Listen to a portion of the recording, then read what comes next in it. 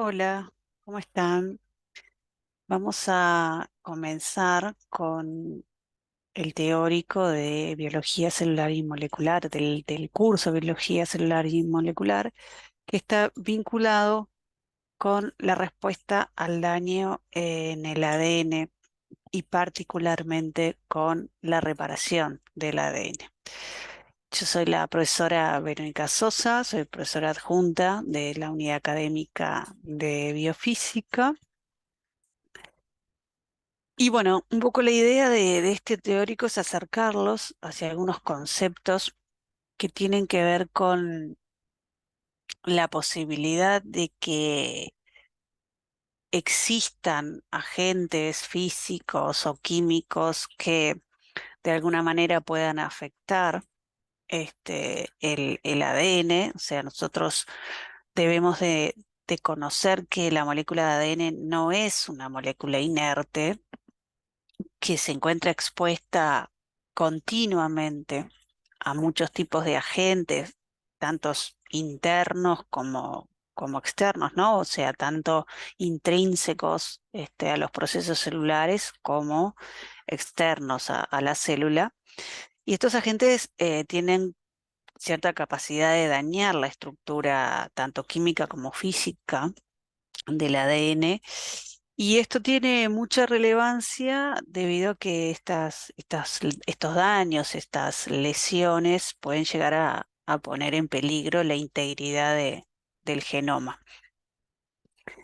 Los agentes externos a los que podemos estar expuestos y que pueden producir este tipo de daños pueden ser de tipo físicos, de tipo químicos y hasta pueden haber agentes biológicos que de alguna manera pueden alterar la proliferación celular debido a los efectos que puedan tener sobre el ADN, pero no solo sobre el ADN, sino sobre enzimas, sobre membranas, sobre proteínas, sobre lípidos, etcétera. O sea, la probabilidad de generar daño es sobre múltiples tipos de estructuras, pero se le da mucha importancia a el blanco molecular por excelencia, que es el ADN. Algunos de los agentes físicos que pueden dañar el ADN son, por ejemplo, las radiaciones.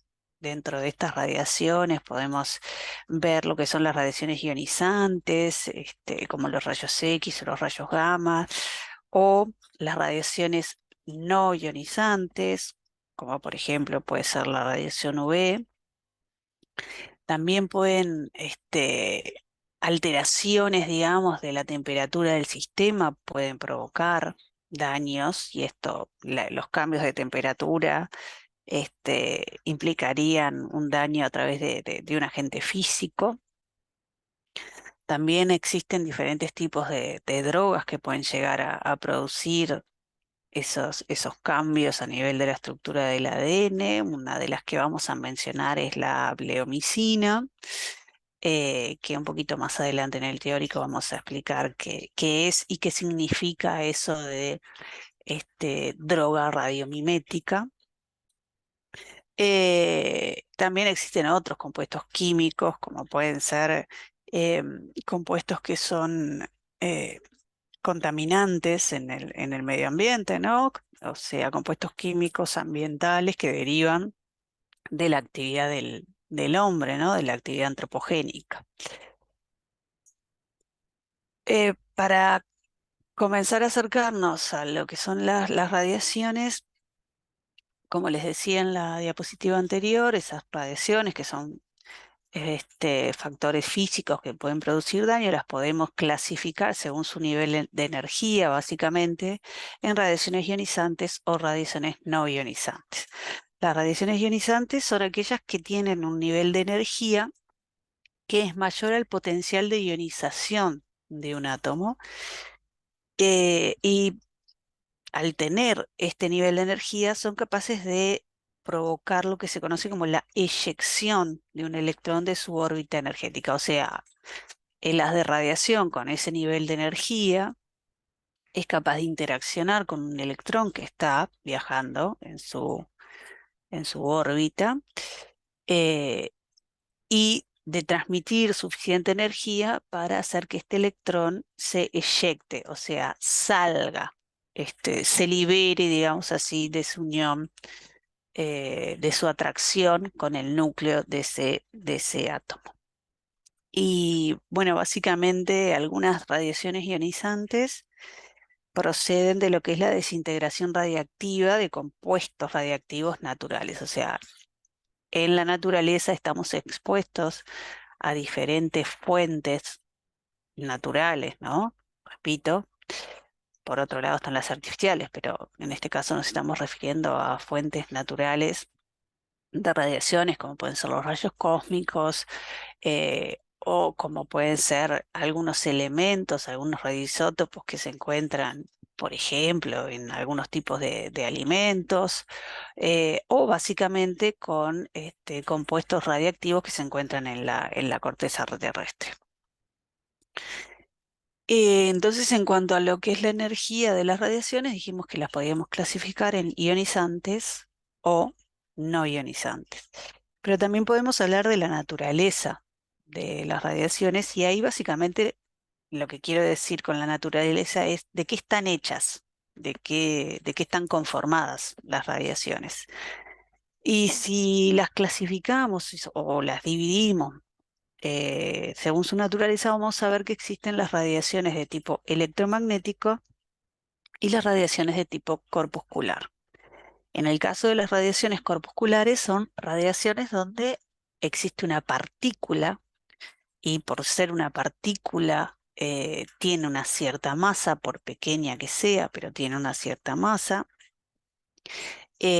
Algunas de estas radiaciones corpusculares son, por ejemplo, la radiación alfa, la radiación beta, protones, etcétera. Todos estos tipos de radiaciones corpusculares eh, son ionizantes, o sea, todo lo que son las radiaciones corpusculares tienen la suficiente energía como para ionizar la materia. Por otro lado, tenemos radiaciones que no tienen masa. Estas radiaciones que no tienen masa se las conoce como radiaciones electromagnéticas porque están formadas de ondas electromagnéticas. O sea, básicamente es un campo eléctrico y un campo magnético que se propagan perpendicularmente uno con respecto al otro y a su vez perpendicularmente con respecto a el eje de propagación. O sea que no hay masa.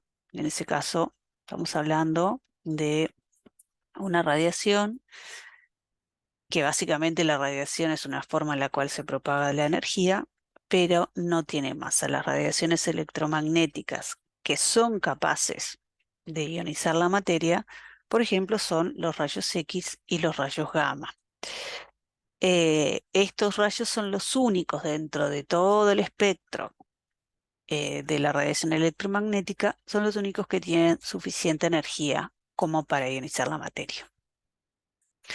Y acá tenemos lo que es el espectro electromagnético. Entonces, como les decía, la radiación electromagnética tiene un amplio rango de energía y vemos un espectro electromagnético donde podemos ir desde ondas de muy baja energía, como pueden ser las ondas de radio, ¿no? Que las encontramos acá en este sector. Son ondas electromagnéticas, pero de muy baja energía. Y en el otro extremo tenemos aquellas radiaciones electromagnéticas de alta energía, como son los rayos gamma, ¿tá? O sea que dentro del espectro electromagnético tenemos un muy amplio rango de energía. Bien, entonces, las células expuestas a radiaciones eh, van a sufrir ciertos efectos biológicos, ¿sí? Inicialmente, la absorción de la radiación por parte de todo lo que son los materiales, en este caso material biológico, si estamos hablando de la célula, es un tipo de proceso físico que esa absorción de energía se da en tiempos muy, muy, muy cortos, muy pequeños. Estamos hablando de 10 a la menos 18 segundos, o sea, es casi que instantáneo, ¿tá? Esa absorción de la energía de radiación por el material. En este pequeñísimo lapso de tiempo se van a generar lo que son las primeras excitaciones, lo que son las primeras ionizaciones atómicas y moleculares en los átomos de las moléculas que sea con los que esos haces de radiación están interaccionando, ¿no? Y a continuación, a medida que se dan esas interacciones, ya sea de ionizaciones o de excitaciones, estos eventos físicos van a dar lugar a la formación de unas sustancias que son muy reactivas que se conocen como radicales libres. Entonces, cuando un material, en este caso un material biológico, está expuesto a las radiaciones, por ejemplo, las radiaciones ionizantes, em, la acción de estas radiaciones puede ser o de tipo directo, en el caso de que las de radiación interaccione directamente con la molécula que va a dañar, repito, daña muchos tipos de estructura, nosotros nos centramos o le damos mayor relevancia a lo que es el ADN. Entonces, si ese haz de radiación interacciona directamente con la molécula de ADN generando el daño, estamos hablando de una acción directa, ¿tá? Pero eh, mayormente en lo que son las radiaciones electromagnéticas, la acción va a ser de tipo indirecto, ¿sí? Mayormente. La acción va a ser de tipo indirecta. Y en este caso, lo que ocurre es que se produce una interacción con otras moléculas del medio y al interaccionar con estas moléculas del medio se van a generar especies reactivas que serán finalmente las causantes del daño a nivel del ADN, ¿sí? Es claro ver que si estamos hablando de un medio biológico, la molécula que se encuentra en mayor proporción es la molécula del agua, entonces la probabilidad de que este haz de radiación electromagnética ionizante interactúe con el agua es mucho más alta de que interactúe con otro tipo de moléculas. Y al interaccionar, se van a generar ciertas sustancias que son muy reactivas y son estas sustancias reactivas las que terminan produciendo el daño en el ADN. Por eso se lo conoce entonces como una acción o un efecto indirecto, porque el daño lo producen las especies reactivas del oxígeno, pero esas especies reactivas del oxígeno aumentan en el medio celular debido a la exposición a las radiaciones. Entonces, como decíamos, dado que las células tienen una composición con aproximadamente un 78% de agua, la mayoría de los efectos a nivel molecular de la radiación se va a dar a través de las especies reactivas del oxígeno. Dentro de estas especies reactivas del oxígeno que se generan, algunas de ellas se clasifican como radicales libres. O sea, un radical libre es un átomo, ¿ah?, que tiene o que posee un electrón que no está apareado en su órbita más externa, ¿tá? ¿Qué provoca esto? Provoca que este átomo que se encuentra en esta situación sea demasiado reactivo, ¿sí? Ese átomo ahora está desbalanceado energéticamente y va a querer volver a un estado fundamental de energía. Entonces, estos radicales libres que se forman pueden ser, hablando eléctricamente, pueden ser neutros, pueden ser cationes o pueden ser aniones, ¿tá? Pero aún siendo eléctricamente neutro, son compuestos muy inestables, son compuestos altamente reactivos, ¿tá? Que lo que van a tender a hacer es a tomar o a ceder un electrón a otro átomo que se encuentre en su vecindad. Ese átomo puede ser o de la misma molécula eh, que compone este primer átomo o de otra, y a su vez estas otras moléculas o átomos que ahora son radicales libres se van a transformar y van a generar nuevos ataques, digamos. Entonces se crea o se genera lo que se conoce como una reacción en cadena. ¿Tá? Entonces, la interacción de la radiación con la molécula de agua puede llegar a generar primariamente lo que se conoce como una molécula de agua ionizada y un electrón que por estar completamente rodeado de moléculas de agua se lo llama o se lo denomina electrón solvatado o electrón acuoso, ¿no? O sea, el haz de radiación interacciona con el agua y se genera una reacción que se conoce como radiólisis del agua, ¿tá? Y uno de los primeros productos de esta reacción puede ser el agua ionizada, como les decía, y un electrón que se lo conoce como electrón solvatado. Esta agua ionizada que se genera en el medio, o el destino de esta molécula de agua ionizada, va a ser generar un radical que se conoce como radical hidroxilo y también un ion hidrógeno, ¿sí? O sea que tenemos el agua, el agua que está, digamos, ionizada, ¿tá? Y se van a poder dar diferentes tipos de reacciones. Uno de estos caminos es generar un radical hidroxilo y un ion hidrógeno, ¿tá? Pero también pueden generarse, por la radiación, puede llegar a generarse un estado excitado de la molécula de agua, la cual va a terminar disociándose en un radical hidrógeno y en un radical hidroxilo.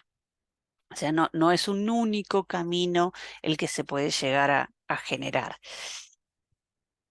El radical hidroxilo es el más nocivo de todos y es el responsable de la mayor parte del daño ocasionado a lo que es el ADN celular, pero también a las membranas, eh, y también a otros tipos de biomoléculas.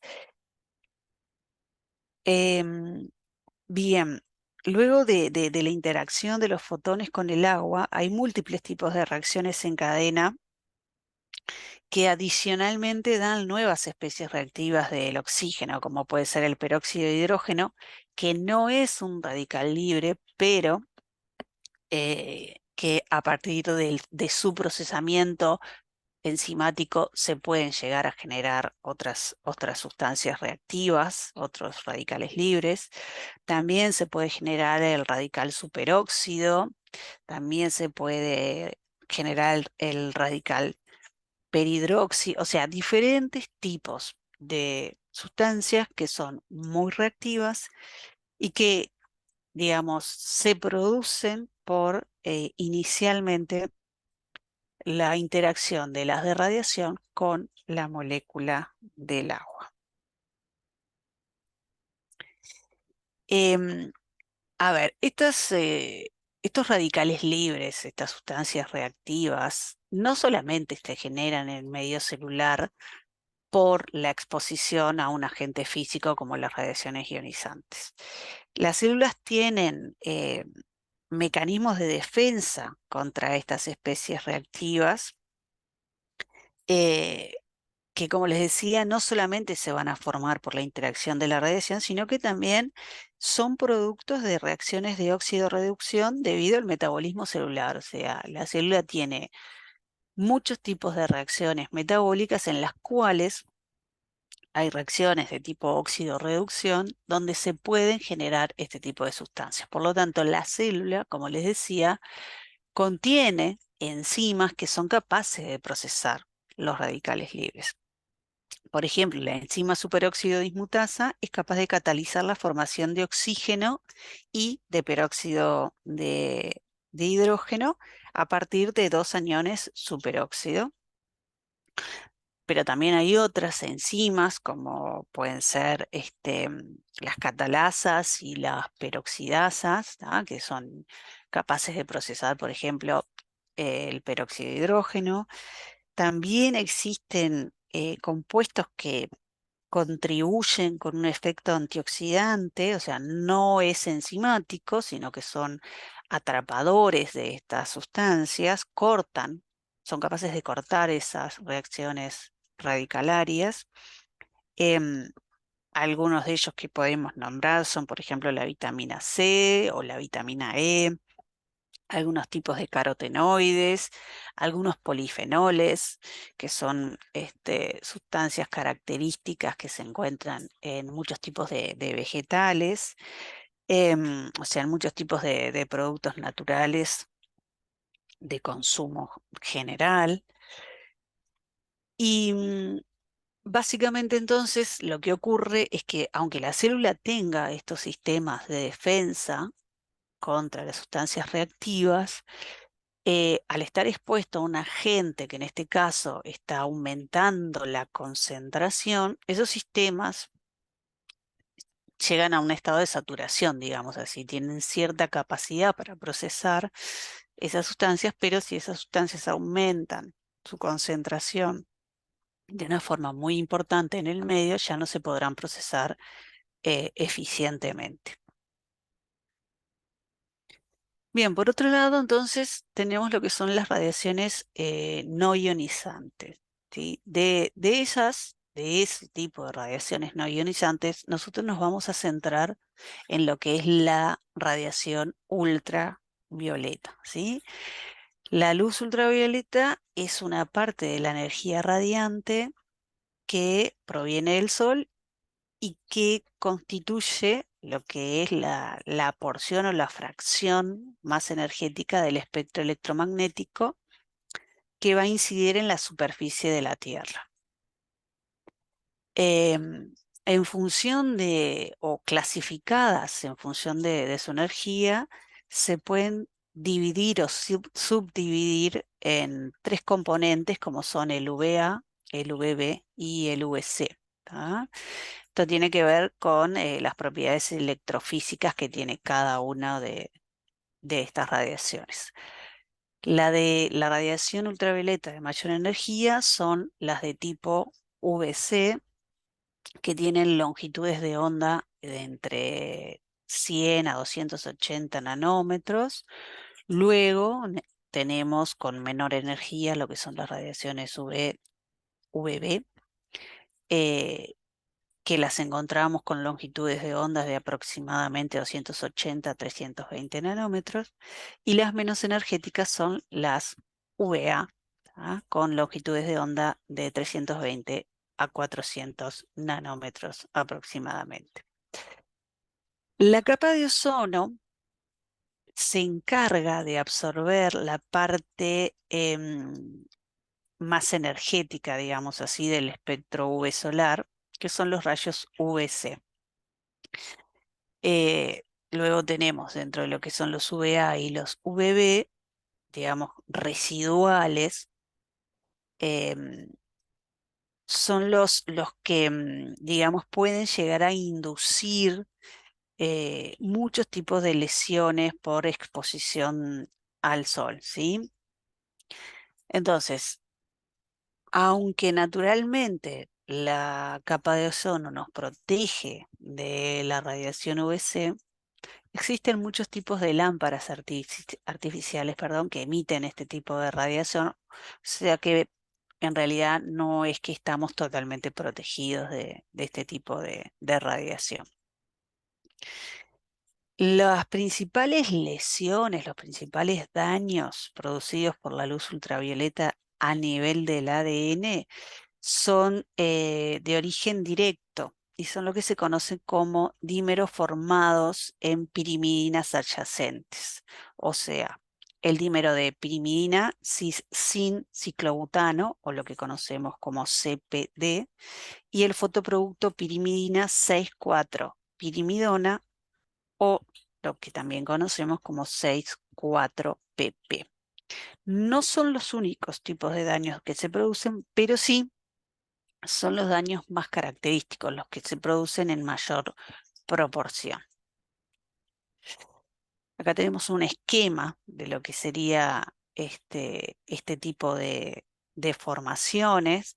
Los de tipo ciclobutano se van a formar como resultado del rompimiento de los dobles enlaces carbono-carbono de dos bases sucesivas de pirimidinas, mientras que los tipo fotoproducto pirimidina 6,4 pirimidona se van a formar por la ruptura de un enlace, de un doble enlace carbono-carbono y un doble enlace carbono-oxígeno en la posición 4. ¿Tá? De esta manera se produce un enlace covalente entre estas dos bases sucesivas. A ver, de manera resumida, la luz ultravioleta cede energía suficiente para que entre estas dos bases contiguas, contiguas quiere decir que están en la misma hebra y que están una al lado de la otra, ¿sí? La luz ultravioleta cede energía suficiente para que entre estas dos bases se genere un enlace covalente. Ese enlace covalente puede unir diferentes tipos de átomos y en función de qué átomos son los que una, será que estamos encontrando o un CPD o un 6,4-PP. El daño más común de todos los tipos de daños que puede producir la luz ultravioleta es el CPD. Y este tipo de daño representa alrededor de las 3/4 partes de todos los tipos de fotoproductos, y dentro de esos CPD son más frecuentes los dímeros de timinas. ¿Tá? Siguiendo en, en proporción o en frecuencia, mejor dicho, a los dímeros de timina, vamos a encontrar a los dímeros de timina-citosina, y por último, los menos frecuentes son los dímeros de citosina. ¿Tá? Luego de esto aparecen en frecuencia los 6,4-PP con bases asociadas que van a ser timina-citosina, los más frecuentes dentro de estos, citosina, perdón, y por último, timina. ¿Tá? Esto entonces, citosina y timina en orden de mayor a menor frecuencia dentro de lo que son los fotoproductos pirimidina 6,4 pirimidona. ¿Tá? Pero básicamente el daño más común es la producción de el dímero de pirimidina cis sin ciclobutano. Bien, estos CPD, que como decíamos son los más frecuentes de encontrar, son lesiones muy mutagénicas, em, y esta capacidad de ser mutagénica se basa en su abundancia, ¿tá? Pero también en que existe una lenta reparación de estos productos, y tienen un tipo distintivo de mutagenicidad. Eh, Otros tipos de lesiones que se pueden dar por la exposición a la luz UV, pero que son mucho menos frecuentes, eh, son de tipo indirectos. Entonces, entre estas se encuentran los daños oxidativos que se generan por la reacción de sustancias reactivas del oxígeno formadas en las zonas de irradiación, o también por la generación de transferencia de cargas de cromóforos endógenos excitados. O sea, algunos de los ejemplos de estas modificaciones que se pueden generar son las roturas simples, muy esporádicamente, pero hay cierta probabilidad de que se genere rotura de doble cadena. También pueden llegar a generarse entrecruzamientos y uniones de ADN, proteína, oxidaciones, bueno, diferentes tipos de daños que tienen que ver con una capacidad de oxidación debido a las sustancias que se pueden generar en el medio por las interacciones directas de la radiación ultravioleta. ¿Tá?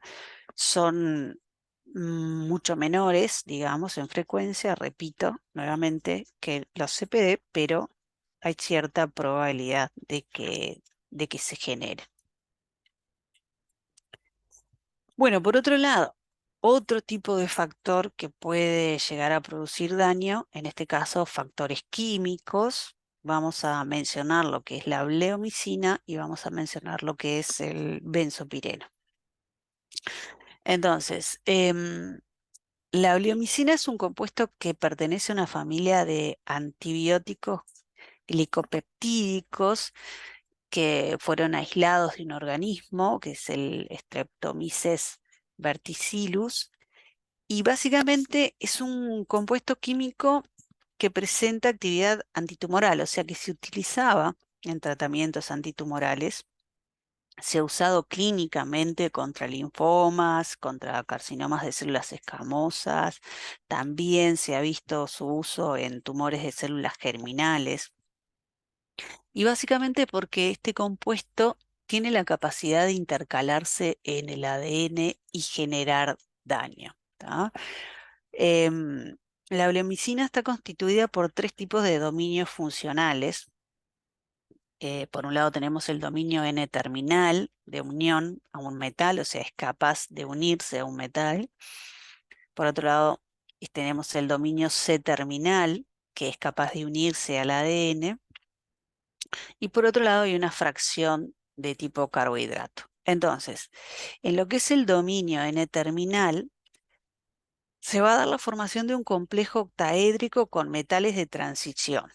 ¿Tá? Como son capaces de unir estos metales, forman este complejo de tipo octaédrico y de esta forma son capaces de unir iones metálicos como el hierro. Este metal de transición básicamente es necesario para facilitar el contacto de la bleomicina con el ADN y también es necesario para poder activar oxígeno, ¿tá? Oxígeno que existe en el medio, y este oxígeno también se va a unir al dominio N-terminal. ¿Tá? ¿Qué es lo que termina produciendo toda esta unión? La generación de especies reactivas, la generación de radicales libres en el medio. ¿Tá? El dominio C-terminal, que presenta colas cargadas positivamente, eh, lo que hace es intensificar la unión electrostática de la bleomicina con el ADN, permitirle que se intercale con el ADN. Em, por lo tanto, el tratamiento o suministrar bleomicina puede llegar a provocar un grupo limitado de lesiones en el ADN, pero que van a ser a través de procesos conducidos por la formación de radicales libres. Entonces decíamos que primero la bleomicina va a requerir del metal de transición, va a requerir de oxígeno en el medio y va a requerir de un electrón reductor para generar lo que se conoce como este complejo que decíamos hoy, que se lo llama o se lo conoce como bleomicina activada. Este complejo activado va a romper el esqueleto del ADN extrayendo un átomo de hidrógeno del carbono 4 de la desoxirribosa para formar un radical inestable. Ahora, este azúcar que está inestable puede ser rearreglado para generar por lo menos cuatro tipos de lesiones oxidativas del ADN que son estructural y químicamente o están estructural y químicamente relacionadas eh, con lesiones que también puede producir o que se pueden producir por la exposición a la radiación ionizante. Entonces, resumiendo para no marearlos, el tipo de lesiones que puede producir la exposición a bleomicina tienen las mismas características estructurales y químicas que las lesiones que produce la radiación ionizante. Es por eso que a este compuesto se lo denomina o se lo conoce como radiomimético, o sea, como que se mimetiza con la radiación debido a que puede producir los mismos daños que la radiación ionizante. Bueno, estas especies reactivas que se van a generar por la acción de la bleomicina em, pueden o destruirse entre ellas mismas, pueden oxidar lípidos, pueden hidrolizar enlaces amida de proteínas, pueden catalizar la formación de lesiones en el ADN de simple y de doble cadena. Además de lo que es la bleomicina, también me gustaría comentar otro compuesto químico que puede producir daño a nivel del ADN, que es lo que aparece ahí como benzopireno. Em, y este tipo de compuesto forma parte de una familia de químicos contaminantes que son la familia de los hidrocarburos aromáticos policíclicos. Este compuesto, que es el benzopireno, tiene una estructura aromática de 5 anillos y esta estructura lo hace una molécula muy estable y también muy lipofílica, o sea, con gran facilidad para atravesar las membranas biológicas, lo cual hace que em, tenga una gran capacidad, digamos así, para introducirse en el organismo. ¿Qué es lo que ocurre? En esta forma, que lo vemos acá en la diapositiva, esta molécula de benzopireno es inerte, no produce ningún tipo de reactividad, ¿ah? Pero una vez que se encuentra en el organismo, existen enzimas que van a intentar detoxificarlo, ¿sí? O sea, las enzimas del citocromo P450, en el intento de detoxificar al organismo, van a producir sobre este compuesto o van a realizar sobre este compuesto reacciones de oxidación y reacciones de conjugación. ¿Cuál es el objetivo de estas reacciones? Bueno, es tomar o transformar un compuesto que es muy hidrofóbico en un compuesto hidrosoluble para favorecer que sea eliminado, por ejemplo, por la orina. ¿Qué es lo que ocurre? El paso intermedio de la oxidación produce compuestos conocidos como epóxidos, que son altamente reactivos. O sea, las formas epóxidos de estas moléculas de benzopireno son muy reactivas y tienen una alta capacidad para unirse a moléculas complejas, como pueden ser las proteínas, pero como también es el ADN. Entonces, este intermediario reactivo del benzopireno tiene la capacidad de unirse covalentemente al nitrógeno 2 de la guanina, formando lo que se conocen como aductos, que van a desestabilizar de una manera muy importante a la hebra de ADN.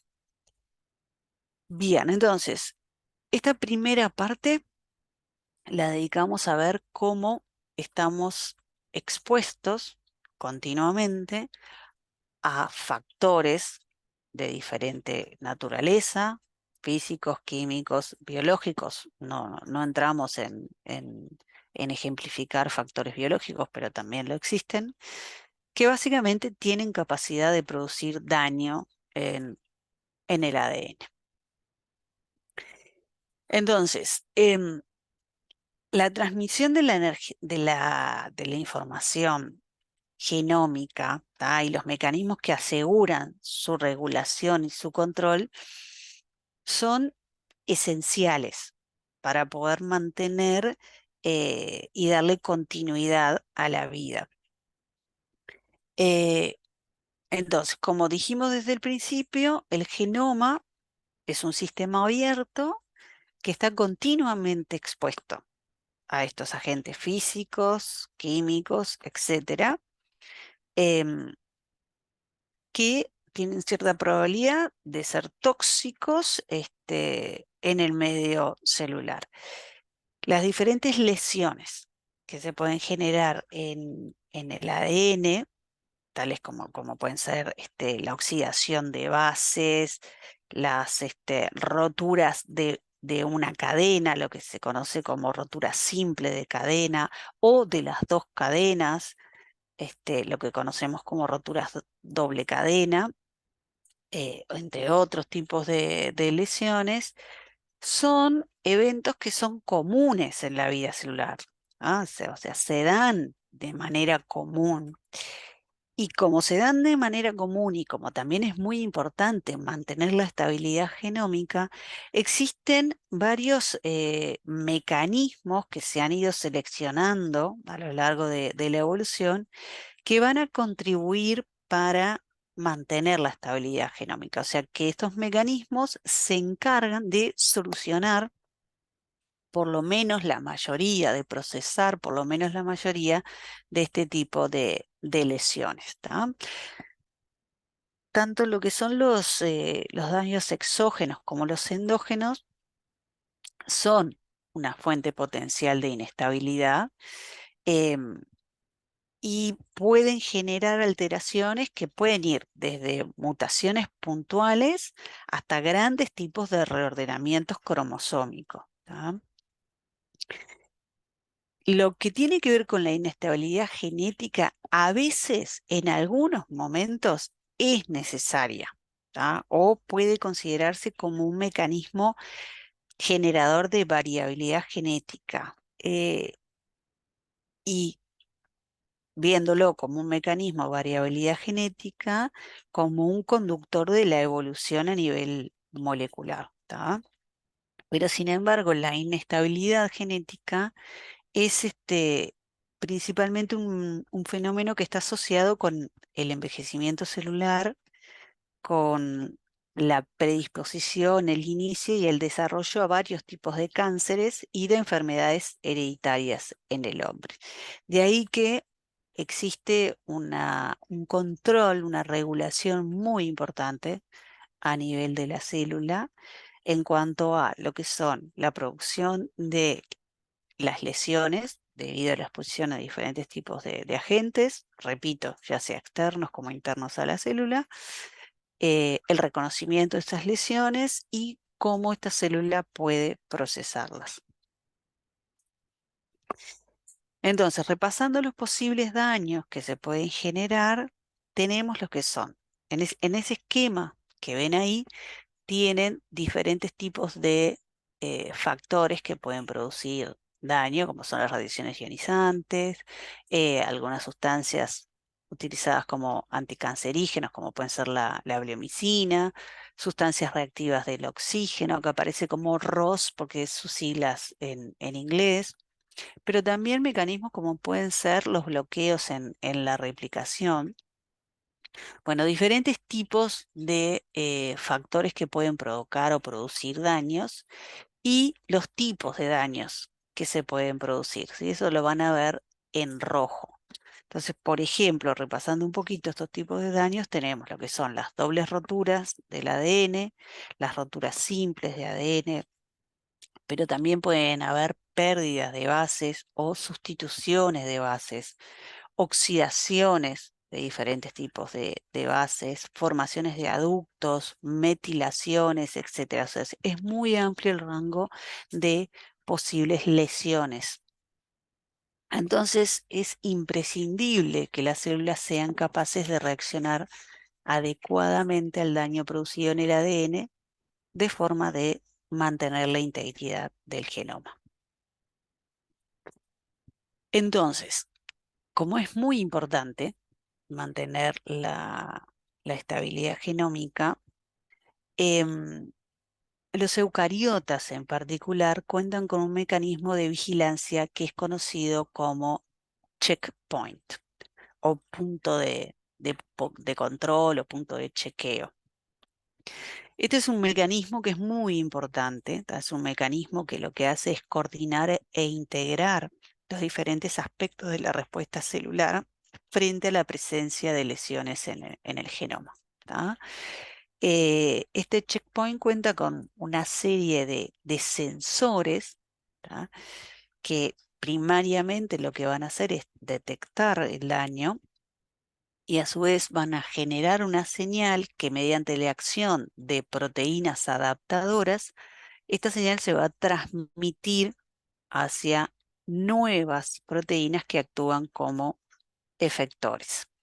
Finalmente, estos efectores lo que hacen es actuar sobre una serie de dianas, una serie de blancos diferentes dependiendo de la fase del ciclo celular en la que se produce el daño. ¿Ah?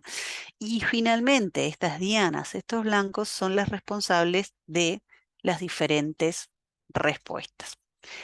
Entre las respuestas que se pueden observar o que se pueden derivar de la activación del checkpoint, vamos a encontrar lo que es el bloqueo del, del ciclo celular, sea la respuesta que tenemos acá abajo.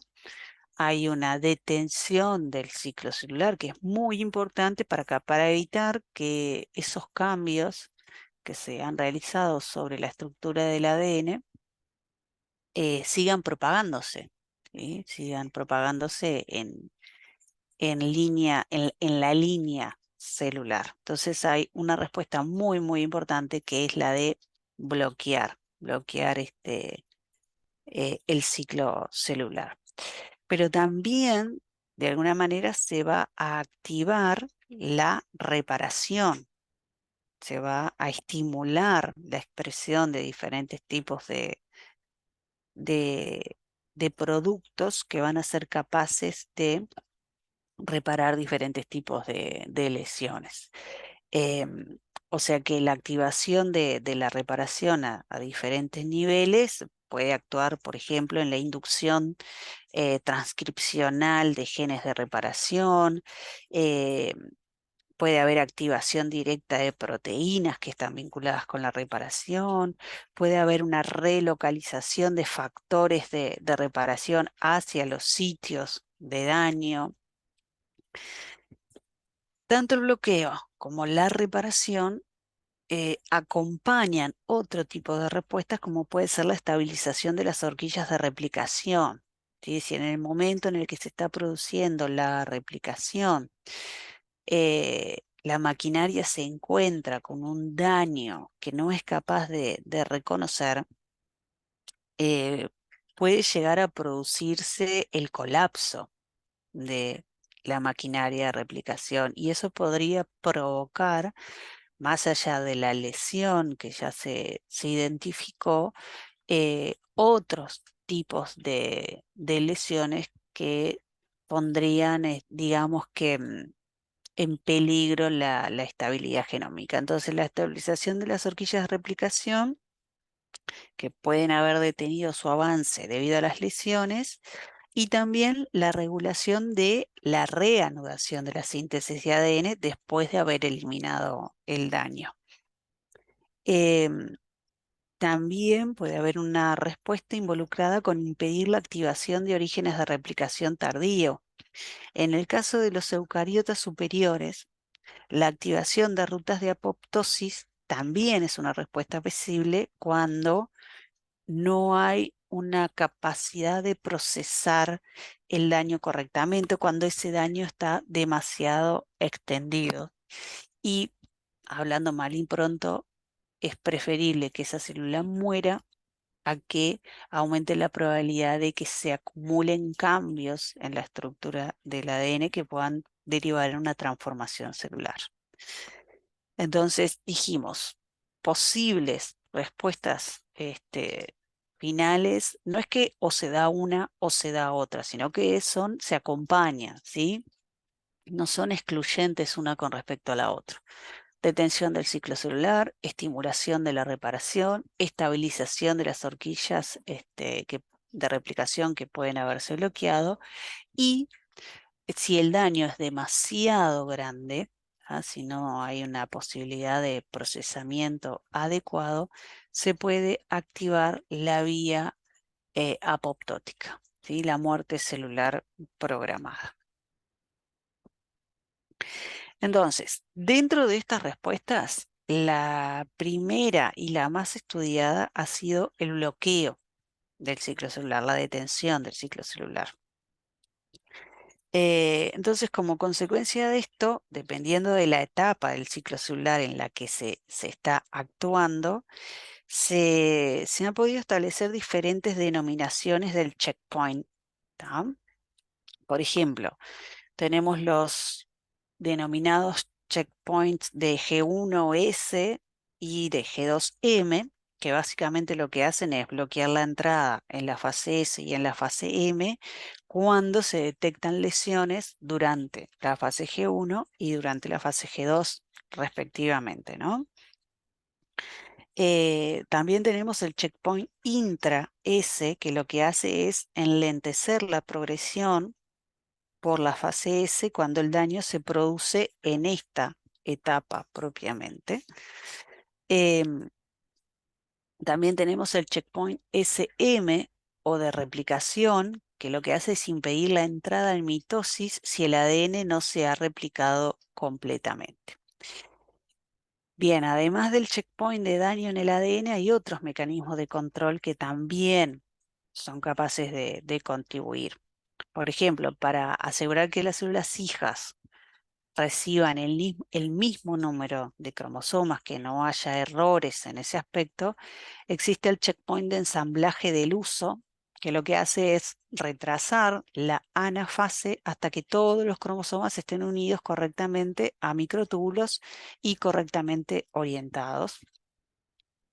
También existe lo que es el checkpoint de recombinación meiótica, que lo que hace es bloquear la primera división meiótica, mientras que no se hayan completado los procesos de apareamiento, de sinapsis y de recombinación homóloga, que son los que tienen lugar de forma exclusiva en la profase 1 de la meiosis. Este checkpoint en particular es esencial para que exista una correcta segregación meiótica de los cromosomas y evitar de esta manera la formación de gametos que puedan ser defectivos.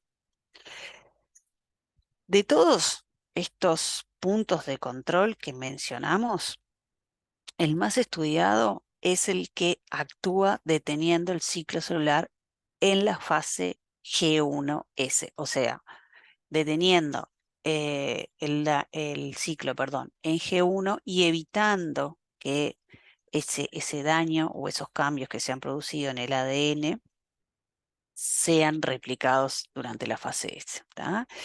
Y esta detención, este checkpoint, está muy vinculado con el gen supresor de tumores P53.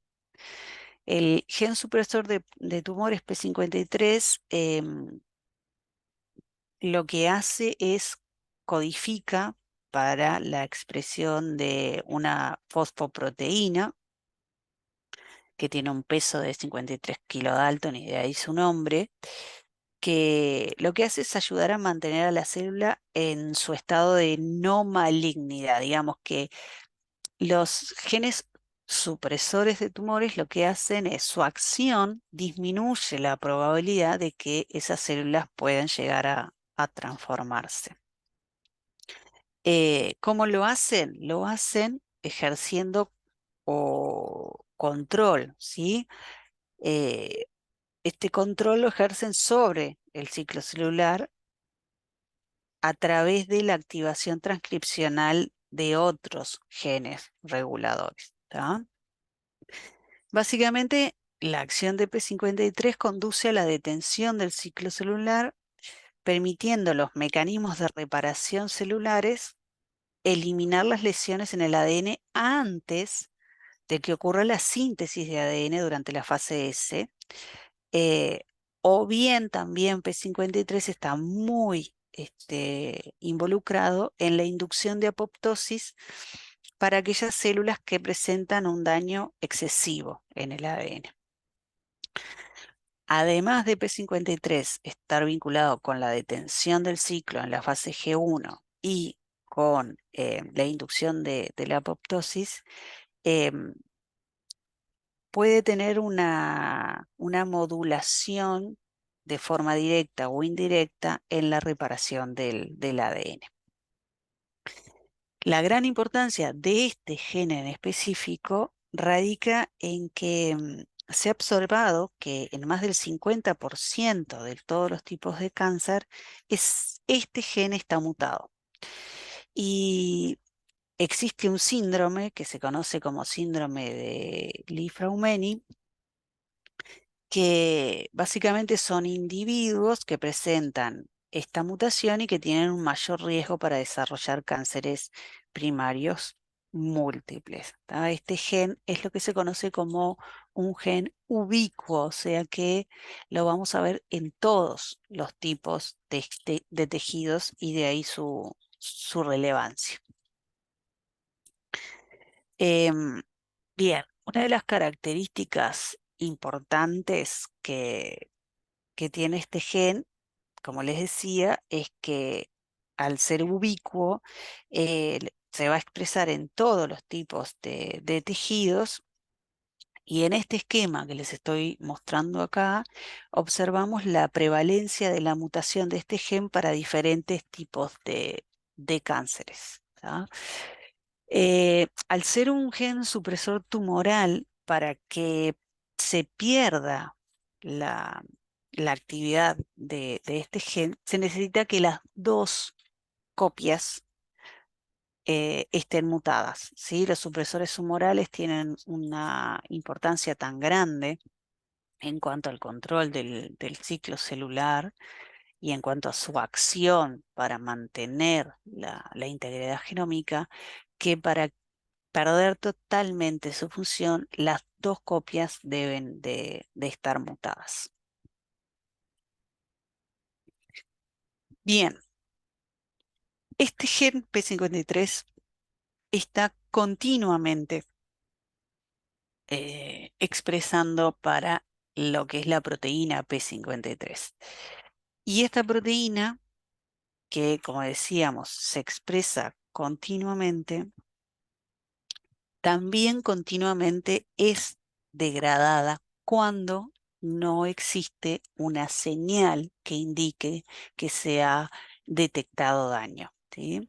O sea que la concentración de la proteína, cuando la célula no está dañada, se mantiene siempre baja, porque continuamente se expresa, pero también continuamente se degrada. La unión de una proteína, que es la proteína MDM2, ¿tá? Eh, es lo que marca a la proteína P53 para dirigirla al proteasoma donde va a ser degradada. Así es como que MDM2 es como un captor, ¿sí? Que lo que hace es atrapar a P53 y marcarla para ir a ser degradada. Existen una variedad importante de agentes o de situaciones en las cuales se producen daño en el ADN y donde se inducen elevados niveles de P53. O sea, la respuesta a estos diferentes tipos de agentes termina provocando que aumente la concentración de la proteína P53.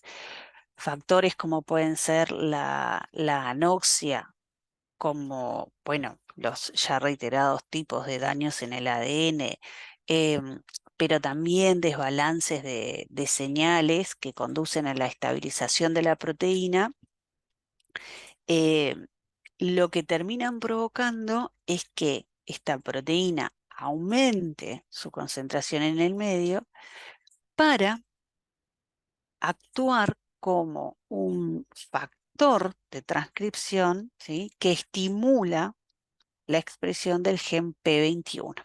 ¿Tá? Em, Al estimular la expresión del GP21, comienza a aumentar en el medio la concentración de la proteína P21. ¿Sí? El gen P21 expresa una proteína que también tiene su mismo nombre Y con esto se provoca la detención del ciclo celular en la fase G1S.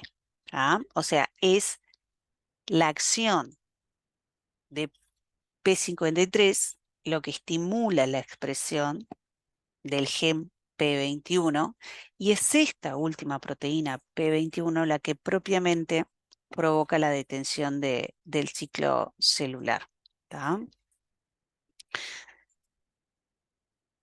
¿Cómo es que lo provoca, digamos así? Hay que recordar que la progresión del ciclo celular, o sea, el pasar de una fase a otra, depende de unos complejos que son conocidos como los complejos ciclina CDK. ¿Sí? Son complejos formados por dos tipos de proteínas, las proteínas ciclinas y las proteínas CDK. Estas proteínas CDK son dependientes de las ciclinas, o sea, su acción, la acción de las CDK va a estar supeditada, digamos así, a la unión con una ciclina. ¿Tá? O sea, la activación de estas proteínas va a necesitar de la unión a una ciclina. Entonces, como decíamos, para detener el ciclo celular en la fase G1, para evitar que entre en la fase S la proteína activada, P53, va a estimular la expresión del gen P21 y su producto, o sea, la proteína P21, es la encargada de evitar que se formen los complejos ciclina CDK que están vinculados con la progresión del ciclo hacia la fase S. O sea, resumiendo, la proteína P21 evita que se formen estos complejos. Al no formarse estos complejos, ¿tá? Lo que ocurre es que eh, de esta manera se impide que la proteína RB viene del nombre de retinoblastoma, al no formarse estos complejos, ciclina CDK, eh, la proteína RB no libera al factor de transcripción E2F. Si este factor de transcripción E2F no se libera, ¿tá? Eso hace que el ciclo se detenga. ¿Por qué? Porque este factor de transcripción es vital para poder estimular la expresión de todos los productos necesarios para que se dé el pasaje de fase en el ciclo. Entonces repetimos, se detecta el daño, ¿sí? Esa detección de daño produce una cadena de señales que terminan provocando que P53 se active. P53 va a actuar entonces estimulando la expresión del gen P21, la concentración de la proteína P21 va a aumentar en el medio y va a terminar provocando que los complejos ciclinas CDK no se formen y al no formarse, la proteína RB no libera al factor de transcripción E2F. Si este factor de transcripción no se libera, ¿tá? Lo que está ocurriendo es que no tenemos quien estimule la expresión de todos los productos necesarios para que se dé el pasaje hacia la siguiente fase. Bien, entonces, hasta ahora hemos visto que estamos expuestos a diferentes tipos de agentes, que estos agentes pueden producir diferentes tipos de daños, pero que tenemos la capacidad de responder a este tipo de daños. Ahora, en esa respuesta, hemos llegado a la situación de detener el ciclo celular y ahora lo que tiene que ocurrir es el procesamiento de ese daño. Ahora nos vamos a ocupar de ver cómo podemos procesar, cómo podemos reparar esas lesiones. ¿Tá? Entonces, estas lesiones pueden repararse con cierta probabilidad, pero esa probabilidad va a depender de diferentes factores. Esos factores son de tipo genéticos, metabólicos y también ambientales. ¿Ah? Los procesos de reparación del ADN lo que hacen es reconocer, remover y reparar errores en la molécula, em, constituyendo, digamos así, los principales mecanismos que garantizan la estabilidad genómica y, consecuentemente con esto, garantizan la propia sobrevida de la célula, ¿no? La supervivencia de la célula. En estos mecanismos de reparación se involucran sistemas enzimáticos que nosotros los podemos observar presentes desde los virus hasta los mamíferos. Incluso las células tumorales em, eh, contienen estos tipos de mecanismos de reparación. Y el hecho de que se encuentren en toda la escala evolutiva nos habla de la gran importancia que tienen estos mecanismos, vinculándolos con la estabilidad genómica, pero también con ciertos procesos de mutagénesis que son los que han creado la biodiversidad, ¿no? Em, También con procesos vinculados que tienen que ver con el envejecimiento. Existen, vamos a, a ver que existen ciertos mecanismos que son de reparación, pero que son propensos a error, o sea, que tienen cierta probabilidad de acumular errores, pero también esto puede estar vinculado con la transformación celular y con la muerte celular. Entonces, de manera general, hay una amplia variedad de lesiones y así como hay una amplia variedad de lesiones, también hay diversos tipos de vías de reparación. Por lo tanto, entonces, esta amplia diversidad de tipos de lesiones requieren múltiples mecanismos de reparación eh, que en gran medida son distintos unos con otros. Em, en algunos tipos de lesiones se puede llegar a lograr una reversión directa mediada por proteínas.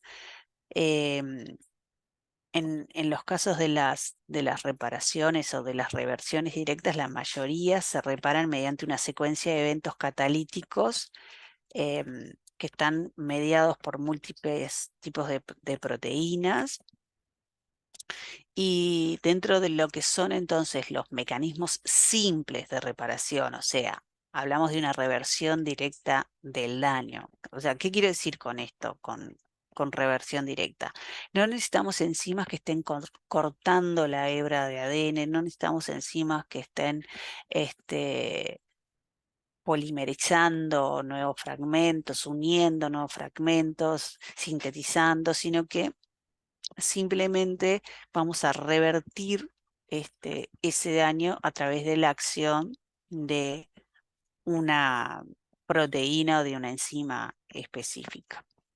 Entonces, dentro de los mecanismos simples de reparación, donde vamos a observar este tipo de reversión directa, podemos encontrar lo que es la reparación por fotorreactivación y también a la reparación de bases alquiladas.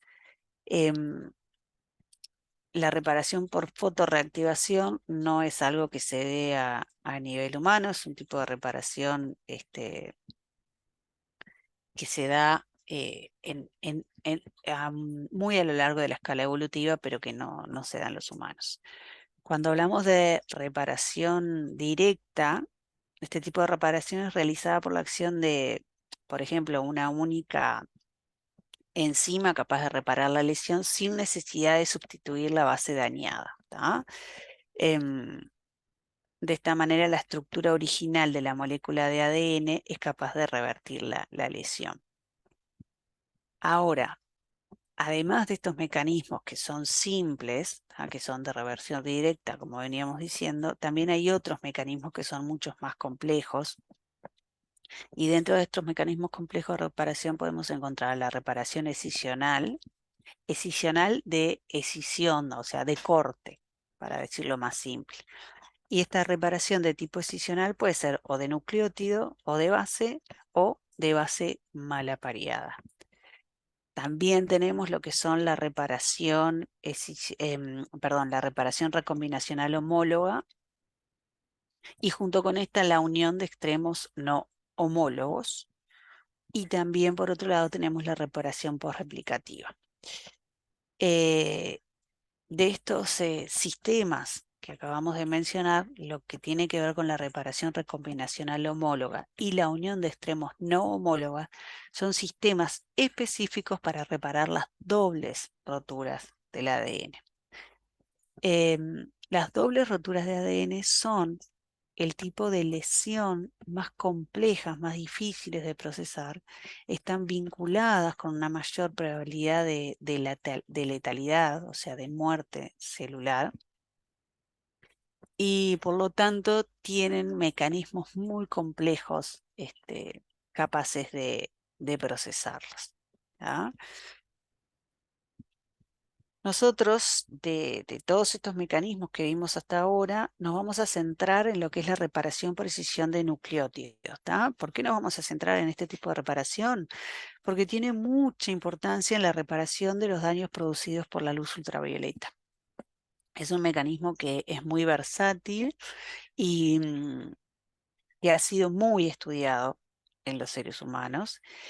Y además de reparar los daños en el ADN que causa la radiación ultravioleta, también lo hace en aquellos daños producidos por agentes químicos mutagénicos, contaminantes, entre otros tipos, ¿no? Pero básicamente, eh, como les decía, entre las lesiones más relevantes que el NER es capaz de eliminar, encontramos a los fotoproductos, eh, pero no son los únicos, ¿sí? O sea que es un sistema de reparación que con mayor probabilidad se va a encargar de procesar los daños producidos por la luz UV. Eh, en lo que son los eucariotas, perdón, existen dos alternativas para la reparación por escisión de nucleótidos, o la reparación NER. NER también viene en este caso por las siglas en inglés. Lo que se conoce como reparación a genoma global o GGR, que lo encontramos en este lado. Acá comienza esa subvía, digamos así, dentro de lo que es la vía de reparación NER. Pero también tenemos otra subvía, ¿sí? Que es lo que es la reparación acoplada a la transcripción. O sea, básicamente lo que diferencia estas dos vías es en qué momento se da el reconocimiento de esa lesión. ¿Tá? Entonces, en estas dos vías se inician de manera diferente eh, conforme en qué momento o en qué situación celular se pueda detectar el daño. En el caso de la reparación a genoma global o GGR, es un proceso que es aleatorio, que se va a producir lentamente y que se activa en regiones que no están transcribiendo. ¿Tá? Eh, Mientras que por otro lado, la reparación acoplada a la transcripción es un proceso que está muy relacionado con la acción de la RNA polimerasa 2, que es muy específico, que es muy eficiente y por lo tanto que se activa en las zonas que están siendo transcriptas, ¿no? O sea, básicamente el GGR es un sistema de reparación que detecta el daño en el momento que los genes no están siendo activos y la reparación acoplada a la transcripción, como bien lo dice su nombre, está realizando el reconocimiento en aquellos genes que están siendo activos porque se están transcribiendo. Bien, dentro de lo que es el reconocimiento de la lesión, van a estar involucradas diferentes tipos de proteínas, ¿tá? En el caso de la, la reparación acoplada a la transcripción, van a estar asociadas o van a estar involucradas las proteínas CSB y CSA, ¿tá?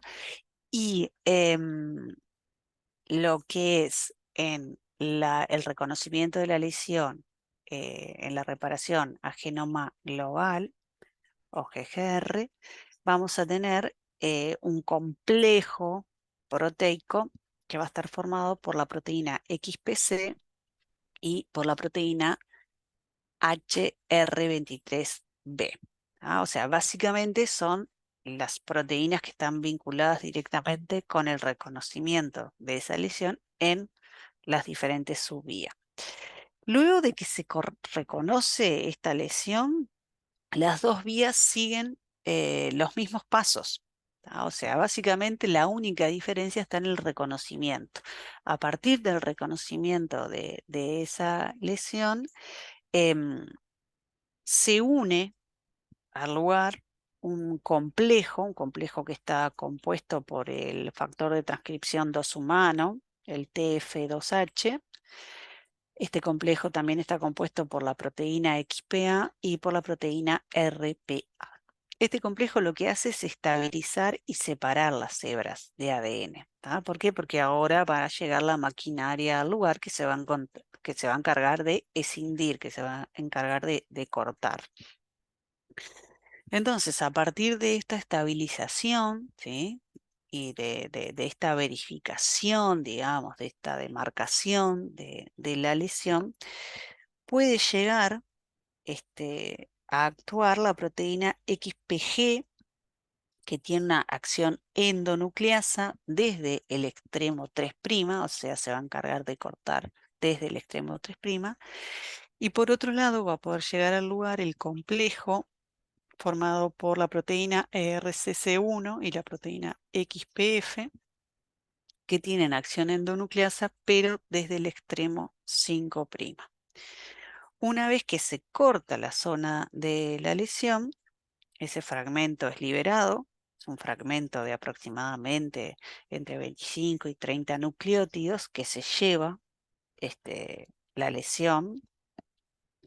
Una vez que esto ha sido realizado, va a llegar la ADN polimerasa al lugar y va a sintetizar un nuevo fragmento usando como base la hebra no dañada, ¿tá? Usando como base la hebra complementaria. Y finalmente, la ADN ligasa se va a encargar de unir el fragmento al resto de la hebra de ADN. El hecho de que la ADN polimerasa pueda usar la hebra complementaria para sintetizar el nuevo fragmento implica que este mecanismo pueda clasificarse como un mecanismo de reparación libre de error o de baja probabilidad de mutagénesis. O sea, ya que tenemos la información complementaria guardada en la otra hebra que no ha sido dañada, la probabilidad de introducir algún cambio en esa reparación es muy, muy baja. La deficiencia de estas vías de reparación está relacionada con algunas patologías, como son, por ejemplo, el síndrome de Cockayne asociado con la deficiencia en la subvía, eh, que es la reparación acoplada a la transcripción, o el xeroderma pigmentoso, que está vinculado a los diferentes pasos en los cuales están vinculadas las proteínas de tipo XP. ¿Tá?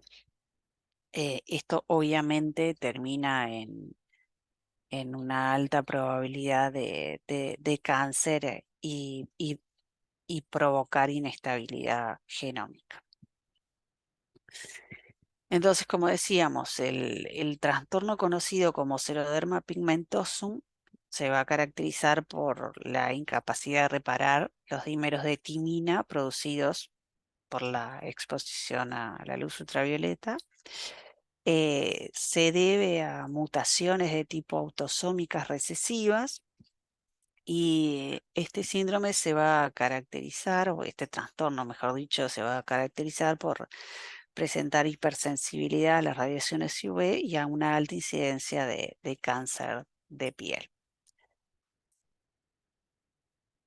Acá tenemos otras características que pueden tener otras patologías asociadas con las mutaciones en diferentes genes que puedan estar vinculados con este tipo de reparación, ¿no? Por ejemplo, el síndrome de Cockayne va a presentar fotosensibilidad, individuos que van a presentar retardo en el crecimiento, retardo mental, envejecimiento prematuro, ¿sí? O sea, diferentes tipos de manifestaciones debido a que algunos de los componentes de estas vías de reparación se encuentran mutados.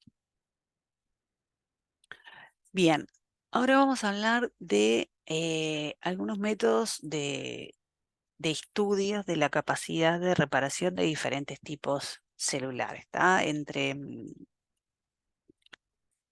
Entre los más importantes estudios a nivel poblacional, vamos a tener lo que es el análisis de sobrevida y el rendimiento mutagénico en función de la dosis de exposición. ¿Tá?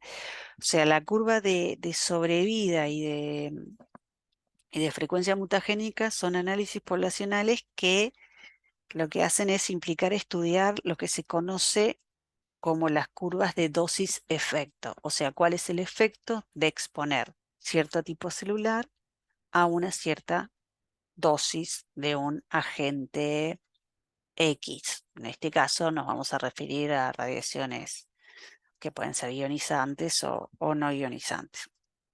Entonces, a partir de estos análisis se pueden estudiar parámetros que describen la sensibilidad de cierto tipo celular a la radiación. Para explicarlo lo más sencillamente posible, para realizar un análisis de sobrevida, lo que hacemos es tener un cultivo celular, el cual se va a fraccionar y cada una de esas fracciones será expuesta a una dosis cada vez mayor de, en este caso, radiación. ¿Sí?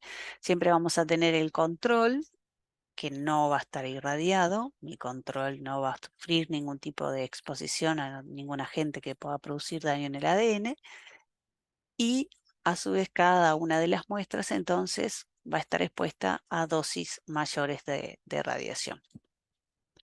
Con eso se termina construyendo, o sea, se termina realizando una gráfica donde en las ordenadas vamos a tener la fracción de sobrevida y en las abscisas vamos a tener los valores de las dosis. ¿Qué es la fracción de sobrevida? Es decir, bueno, una vez que esas muestras fueron expuestas, van a ser sembradas en un medio sólido, pero un medio con todo lo necesario para que esas células puedan proliferar. ¿Tá? Se hacen diluciones, esas diluciones son necesarias para que al sembrarlas en una placa de Petri, por ejemplo, estemos sembrando aproximadamente entre 200 y 300 células. ¿Para qué hacemos esto? Para poder sembrar células donde una quede separada de la otra. Eso lo hacemos para todas las muestras y lo dejamos a temperatura ambiente y en condiciones óptimas de crecimiento. Esas células, como están en un medio sólido, no van a poder migrar, no van a poder moverse y lo que van a hacer es a comenzar a proliferar y esas células que proliferan van a comenzar a, digamos, generar como pequeñas montañitas, digamos así, de células, que es lo que después de aproximadamente 3 días. Bueno, eso de los 3 días depende un poco de qué tipo celular estemos hablando. Nosotros en el laboratorio de radiología trabajamos con levaduras y por lo tanto, para los tiempos de generación celular que tienen una levadura, eh, después de 3 días son apreciables ciertos puntos, digamos así, y cada uno de estos puntos representa una clona. O sea, cada uno de esos puntos son muchísimas, muchísimas células que han provenido de la proliferación de una sola célula que fue sembrada inicialmente y que claramente si proliferó es porque sobrevivió a esa exposición a la radiación. Entonces, lo que hacemos es, en cada una de las muestras vamos a contar la cantidad de clonas, ¿sí?, que se han generados y lo vamos a dividir por la cantidad de clonas que se generan en el control. ¿Por qué? Porque en mi control voy a tener el número total de sobrevivientes, porque como no ha sido expuesto a ningún agente que pueda producir daño, eh, yo tomo ese control, o tomo las clonas contadas en ese control como el número total de células. Y entonces lo que voy a hacer es dividir el número de clonas contado para cada muestra irradiada y dividirlo por el número total de células que me lo da mi control. Entonces, por ejemplo, imagínense que acá en la dosis 1 yo cuento 50 células, para hacer números bien fáciles, 50 células, y en mi control yo tengo 100 células. O sea que si hago la fracción, si hago el cociente de esos dos valores, me da 0,5, o lo que es lo mismo decir 50%.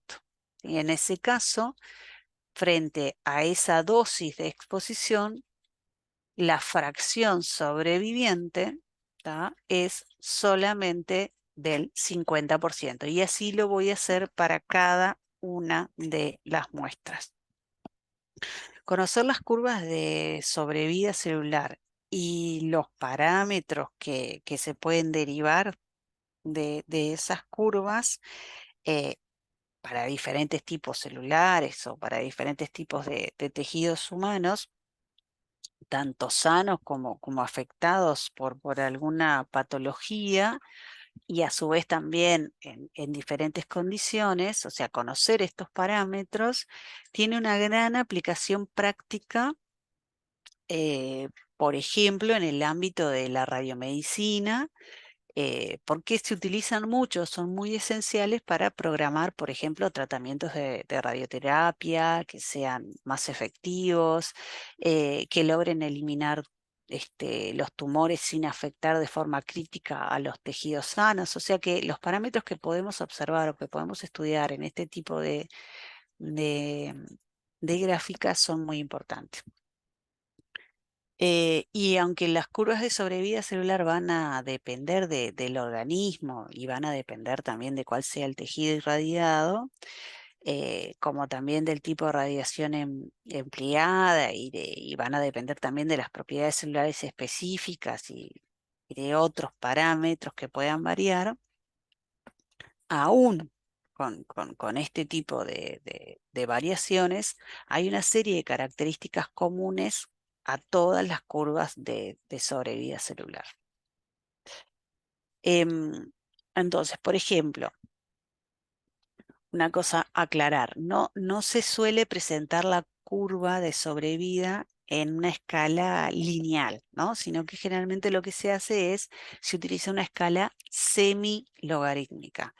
Entonces, en el eje de las ordenadas vamos a tener una escala logarítmica, ¿sí?, va a estar una escala en logaritmo neperiano, y en el eje de lo que son las abscisas vamos a tener la dosis, pero en escala lineal. Por eso semi-logarítmica, el eje de las ordenadas en escala logarítmica y el eje de las abscisas en escala lineal, ¿tá?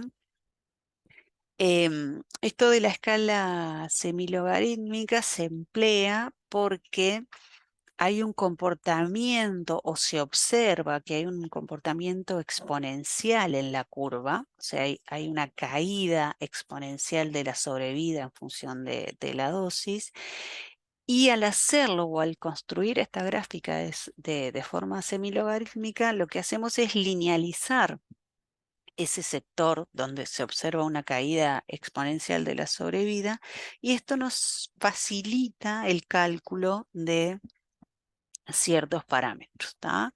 Em, entonces, básicamente se pueden diferenciar dos tipos de curvas de sobrevida celular. Tenemos por un lado las curvas de supervivencia exponencial pura, o sea que hay una caída solamente de tipo exponencial a lo largo de todo el rango de dosis. Y por otro lado tenemos lo que son las curvas de sobrevida que presentan hombro. En este caso, en este ejemplo que les estoy, en este esquema que les estoy mostrando acá, lo que les estoy mostrando es cada uno de estos sectores implica la sobrevida celular en función de la dosis cuando a un tipo celular se le ha mutado alguno de los genes vinculados con la reparación escisional de nucleótidos, ¿no? Acá arriba tenemos lo que sería la curva normal, que si ven a bajas dosis mantiene una fracción de sobrevida muy cercana al 100% hasta que a partir de una cierta dosis ya comienza a caer exponencialmente. El resto de los diferentes tipos celulares que están, eh, que tienen mutados diferentes genes que están vinculados con la reparación escisional, vamos a ver que tienen una mayor o una menor sensibilidad dependiendo de cuál es el grupo de genes que ha sido afectado, ¿sí? Y en este caso, todas presentan una caída exponencial, ¿sí? Solamente un comportamiento exponencial a lo largo de todo el rango de la dosis. En este esquema de acá arriba, tenemos una típica curva con hombro, lo que se conoce curva con hombro, ¿sí? Hay un comportamiento a bajas dosis que cambia drásticamente a altas dosis, ¿tá? Entonces, las curvas con hombro comienzan a bajas dosis como una línea casi recta, y a medida que la dosis aumenta, la curva eh, se va curvando, valga la redundancia, y aumenta la pendiente gradualmente de forma que parece que está o que fuera un hombro, ¿no? Como la caída acá, el hombro acá y el brazo a continuación. Entonces, en este caso, ¿qué tenemos? Tenemos la curva con hombro que representa un tipo celular salvaje para todos los sistemas de reparación. Eso quiere decir que ninguno de los sistemas de reparación está mutado, están accionando todos los sistemas de reparación. Y la comparamos con una cepa que tiene los sistemas de reparación mutados, tanto los libres de error como los propensos a error. Sí, existen sistemas de reparación que son capaces de procesar los daños, pero que tienen cierta probabilidad de asimilar cambios en el ADN. Nosotros vimos un solo sistema de reparación, que es la reparación NER, y que dijimos que lo podíamos clasificar como un sistema de reparación libre de error. En este caso, para este esquema, estamos comparando dos tipos de curvas. Un tipo celular con los sistemas de reparación indemnes y otro tipo celular donde tanto los sistemas de reparación libres de error como los propensos a error están mutados. Y por lo tanto vieron que esta curva no presenta hombro. No presenta hombro. ¿Qué quiere decir esto entonces? Básicamente, este hombro que se genera a bajas dosis está relacionado con lo que es la capacidad de reparación, ¿sí? Como los sistemas de reparación involucran enzimas, son sistemas que son saturables. Entonces, a medida que va aumentando la dosis, las lesiones producidas van aumentando y llega un momento en que los sistemas de reparación se saturan y ya no son capaces de procesar tanto daño. Por eso es que existe este cambio drástico acá, ¿sí? Tenemos primero a bajas dosis una curva donde podemos decir que nos mantenemos bastante cercano a la sobrevida del 100% hasta que llegada a una cierta dosis, ¿ah? Si seguimos aumentando la dosis, la sobrevida comienza a caer exponencialmente. En este caso, que no tiene hombro es porque básicamente no tiene sistemas de reparación activos y por lo tanto no podemos observar esa diferencia. Vamos a nombrar tres parámetros que se pueden estudiar en una vía de reparación. Los vamos a nombrar y vamos a ver su definición, pero nada más, porque más adelante en la carrera, cuando estén cursando bases científicas de la patología, vamos a volver a retomar este tema y nos vamos a introducir un poco más en estos conceptos. Entonces, existen tres parámetros que podemos nombrar. Por un lado, lo que es la dosis cuasi umbral. La dosis cuasi umbral es muy importante porque es esa dosis en la cual este comportamiento cambia, ¿sí? Es la dosis hasta la cual los sistemas de reparación pueden procesar el daño. A partir de esa dosis, si, si la dosis continúa aumentando, ya los sistemas de reparación no serán capaces de procesar eficientemente el daño y la sobrevida comenzará a caer de manera drástica. Entonces, se dice que la dosis cuasi umbral deja tras de sí la capacidad de reparación. Esto es muy importante que lo tengan claro. La dosis cuasi umbral deja tras de sí la capacidad de reparación. Otro parámetro que se puede estudiar en este caso es lo que se conoce como la dosis letal media. Y no se equivoquen, no crean que la dosis letal media es la dosis que mata el 50% de las células, porque estamos en un tipo de escala semilogarítmica. Entonces, por definición, la dosis letal media es la dosis a la cual sobrevive solamente el 37% de las células. Dosis letal media, otro parámetro muy importante, es la dosis a la cual sobrevive solamente el 37% de las células. ¿Ah? Otro factor es el número de extrapolación, que básicamente es un número que se puede calcular en estas gráficas y que me habla también de la capacidad de reparación que tiene esa célula. Cuanto mayor es el número de extrapolación, mayor es la capacidad o mayor es el rango de dosis a través del cual los sistemas de reparación van a poder procesar ese daño antes de saturarse. Entonces recordar, porque es muy importante, la dosis cuasi umbral que deja atrás de sí la capacidad de reparación, o sea, es el punto de cambio entre la primer pendiente a dosis bajas y la siguiente pendiente a dosis más altas. La dosis letal media, que es la dosis a la cual la sobrevida cae al 37%. Y por último, el número de extrapolación que se calcula, ¿sí?, de la gráfica y que nos dice también cómo es la capacidad de reparación de esa célula.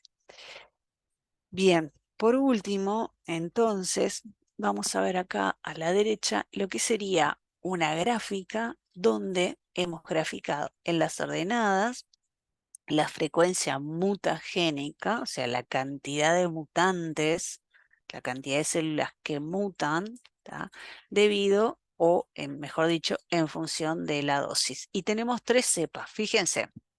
Esta cepa de acá arriba, esta curva que presenta una altísima frecuencia mutagénica, o sea, ¿qué quiere decir esto?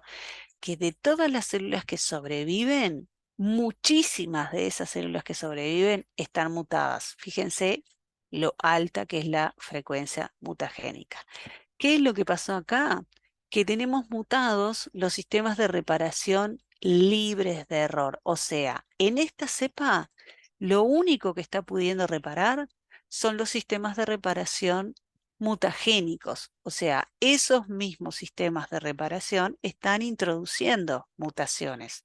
Por eso, como solo podemos procesar el daño a través de los sistemas de reparación propensos a error, o también llamados mutagénicos, es que observamos que hay una altísima frecuencia mutagénica para este tipo celular.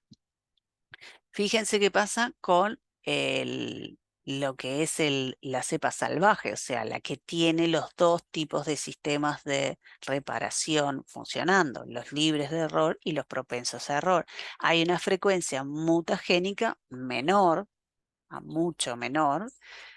¿Por qué? Porque algunas de las lesiones se estarán procesando a través de sistemas libres de error y otras se estarán procesando a través de sistemas propensos a error, ¿tá? Eso hace que exista una cierta frecuencia mutagénica que va aumentando con la dosis claramente, pero no tan alta como se da en esta cepa donde solo están reparando los sistemas propensos a error. Y fíjense qué pasa con una cepa donde lo que está mutado son los sistemas de reparación propensos a error. O sea, acá, en esta cepa, que tiene muy bajita frecuencia mutagénica, lo que vemos es que todas las lesiones están siendo procesadas solamente por sistemas que son libres de error. Entonces, ¿qué es lo que pasa acá? Que la frecuencia mutagénica es bajísima, muy baja. Seguramente mueran muchísimas células, pero de esas células que sobreviven, muy poquitas van a estar mutadas. ¿Por qué? Porque los sistemas de reparación que se están encargando de esto, los únicos sistemas de reparación que se están encargando de esto, son los libres de error. Acá tenemos, bueno, a la izquierda, acá una imagen de un individuo que sufre de síndrome de Cockayne, ¿tá? En este caso, otra vez una curva de sobrevida con la fracción de sobrevida en las ordenadas y dosis de, en este caso, luz UV en las abscisas. Observamos cómo es una curva normal, ¿ah? Una curva de sobrevida normal con el hombro. Recuerden que este hombro está vinculado con la capacidad de reparación. Y lo que es una curva para un tipo celular que no tiene la capacidad de reparar los daños producidos por la luz UV y por lo tanto entonces no tiene el hombro, no tiene esta capacidad de reparación y su caída es exponencial desde ya dosis muy pequeñas. Dicho esto, entonces doy por terminado el teórico, les dejo por acá algo de la bibliografía recomendada, en particular para esta clase. Y bueno, nos estaremos viendo en las discusiones grupales. Espero que hayan podido seguir la clase y estoy a las órdenes por cualquier duda que surja, ya sea que me encuentren en una discusión grupal o ya sea que me lo hagan saber a través de los foros. Saludos para todos.